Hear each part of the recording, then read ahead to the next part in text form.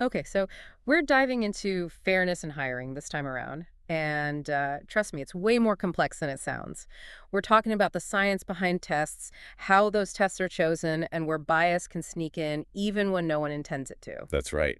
A lot of people assume a good test is a fair test, but it's not that simple. A truly fair test doesn't just measure skills accurately, it does so consistently for everyone, regardless of their background. So it's not enough for a test to be good. It has to be good in a way that levels the playing field, not accidentally tilt it. Exactly. We have to look at how well a test predicts job performance for different groups of people.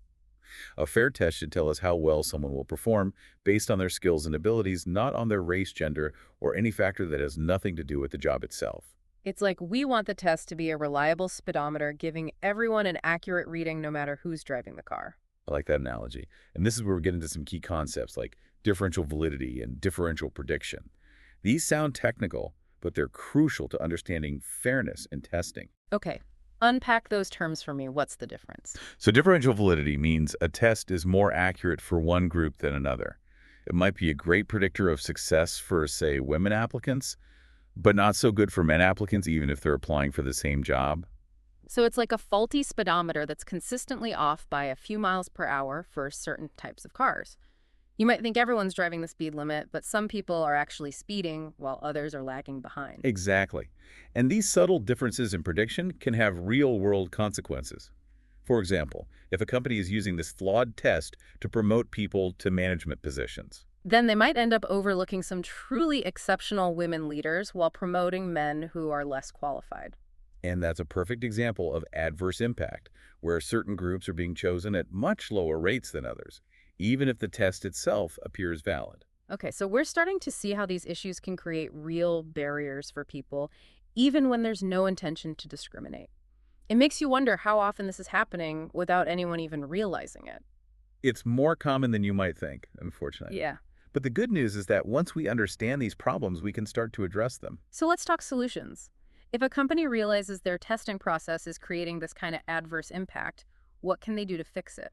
The authors of this text outline a few key strategies. First, they emphasize the importance of broadening recruiting efforts.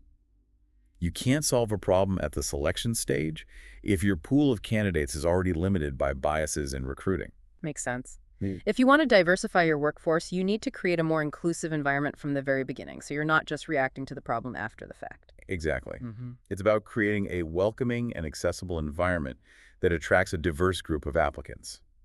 Another important strategy is using multiple assessments instead of relying solely on a single test. So it's like getting a well-rounded view of someone's potential rather than judging them based on one narrow snapshot. Right. This can be a powerful way to create a fair evaluation process. You can combine cognitive tests with things like personality assessments or work samples to get a more holistic understanding of a candidate's skills and potential. I like that. It's about seeing how someone thinks, but also how they approach problems, how they interact with others, and how they actually perform in a real-world setting. Exactly. And instead of just testing, general intelligence companies should focus on tests that measure specific skills that are relevant to the job itself. That's a crucial point. Less about being smart in general and more about being the right fit for that particular role. Right. Now, here's where things get really interesting and a little controversial. Have you ever heard of test score banding? I'm intrigued. Tell me more. Instead of picking candidates based on a strict ranking of their scores, you create bands of scores where everyone within a band is considered essentially equal.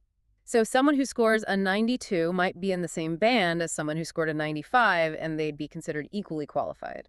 Exactly. This gives companies a bit more flexibility in making decisions, and it can be helpful in addressing adverse impact by creating opportunities for candidates from underrepresented groups. However, this approach has its critics. Some argue that it's a form of reverse discrimination. So it's a balancing act between making sure the system is fair and also making sure the company can still hire the most qualified people. Exactly. There's no easy answer here. And it's a good reminder that there's not just the technical side of fairness, but also the perception of fairness. Good point. Yeah. Because even if a test is perfectly valid, if people think it's biased against them, they might not even try their best. They might feel like they're being discriminated against from the start. Absolutely. And we're seeing a whole new set of fairness challenges with the rise of social media and AI in hiring. I was just thinking about that. People are already worried about whether these tools are being used fairly, especially since a lot of times it's not clear how those decisions are being made. It's a valid concern. Yeah. It's important to be transparent about how these tools are being used.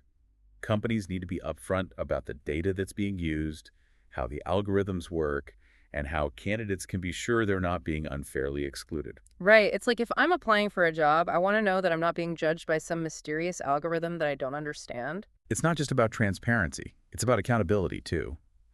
Companies need to be regularly auditing their AI systems for bias, making sure they're not disproportionately screening out candidates from certain groups. It sounds like a lot of work. Do we have any evidence that companies are actually doing this well? Unfortunately, some research suggests that automated hiring platforms, which are often marketed as being more objective and efficient, might be making the problem worse. Oh no. How so? Well, there have been investigations and even lawsuits against companies that use these platforms. It turns out that some of the algorithms were actually excluding candidates based on factors like age or race, even though that wasn't the intention. Wow, that feels like a step backward. It seems like technology is only as good as the people who design and implement it. That's absolutely right. If anything, the use of AI in hiring requires even more vigilance, more scrutiny, and a constant commitment to fairness. So it sounds like we're in a bit of a Wild West phase with these automated systems, and it's a bit of a buyer beware situation for companies and candidates. But even for those companies not using AI, are they off the hook when it comes to fairness? Not at all. The research points out that even a perfectly good test doesn't guarantee a fair hiring process overall. It's like using fresh ingredients in a recipe. Doesn't matter if the rest of your kitchen is a mess. So we need to zoom out and look at the whole picture, not just the text itself. Exactly. Think about it. How are you attracting candidates in the first place? Are your job descriptions accidentally turning away qualified people? Is there bias creeping into how interviews are conducted? All of these factors matter. It's like that saying, garbage in, garbage out. Even with a fair test, if the rest of the process is flawed, you're not going to get fair results. Exactly. And that's why the authors highlight the importance of procedural justice in hiring. Okay, I get justice, but what's procedural about it? It means fairness isn't just about the end result, who gets hired, but also how that decision was made. Did the process feel transparent and respectful to everyone involved? Were candidates given a chance to showcase their skills and experience fully? So even if someone doesn't get the job, they should at least feel like they were given a fair shot and that their qualifications were genuinely considered. Exactly. If candidates feel like the process was unfair, they're more likely to turn down a job offer even if they get it. And Yeah. they might not be as engaged or motivated once they're on the job. It can really backfire. It's like the difference between being invited to a party and feeling like you have to force your way in. You might end up at the same event, but the experience and your feelings about it will be totally different. What a great analogy. And this all circles back to the importance of perception. It doesn't matter how technically sound a test is if people perceive it as biased or if the overall process feels unfair. So companies need to focus not just on the technical aspects of testing, but also on creating a hiring experience that feels transparent, respectful, and equitable for everyone. Absolutely, because at the end of the day, it's not just about checking boxes. It's about creating a workplace where everyone feels valued and respected. Well, this has been quite the deep dive. We've learned so much about the complexities of fairness in hiring. What stands out to you as the biggest takeaway? For me, it's the realization that achieving true fairness in hiring is an ongoing process, not a one-time fix. It requires companies to constantly examine their assumptions, scrutinize their processes, and be open to making changes as new research emerges. That's a powerful thought.